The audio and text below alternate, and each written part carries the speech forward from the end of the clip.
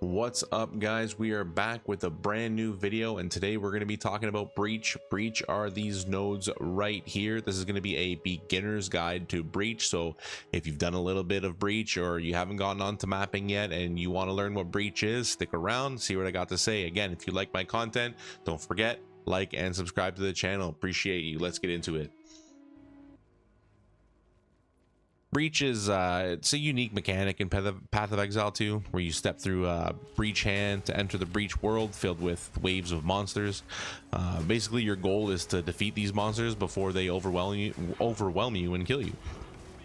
To start a breach, what you're going to want to do is you're going to want to find one of the nodes that have breach on it. Look for maps with the breach icons.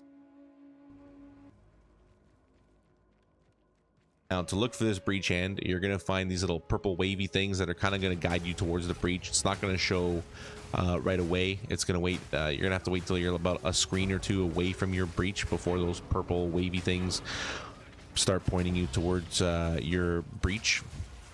So what you're going to do is you're going to roll over that hand, and it's going to start opening a gateway to the breach world. Now you're going to focus on clearing the center of the breach first.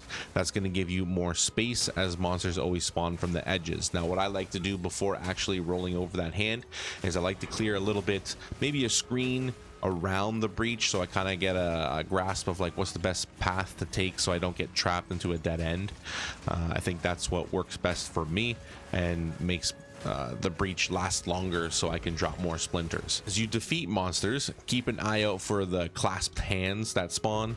Running over these clasped hands will open them up and they'll drop valuable loot like catalysts and breach splinters. You'll need 300 breach splinters in order to craft a breach stone.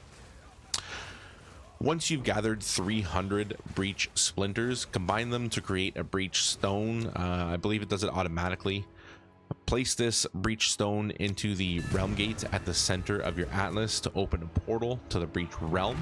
Here you're going to face a pinnacle boss, Zesht. We are the one. Zesht has 4 levels of difficulty, each with enhanced abilities and higher health pools. Dodges crushing palm attack by watching for the shadow it casts on the ground. He has this other move where it launches a bunch of hands on you and they all slam on you. Run away from those. They tend to one-shot you, especially your 4th round doing Zesht. He does a lot of damage that 4th round. Once you defeat Zesht, you're going to get points to put into your atlas. Where I put my first 2 points is on this path over here. This is going to increase your chance of having more than one breach on a map. The most I've encountered is 3. I've had friends that have encountered over 5 breaches per map. The next 2 points you go on over here. This is going to increase the quantity of splinters on your map. Before this node, you don't get many splinters. So the first time I actually fought Zesht, I wasn't doing many breaches, and I ended up buying my own breach stone, and that got me my first 2 points.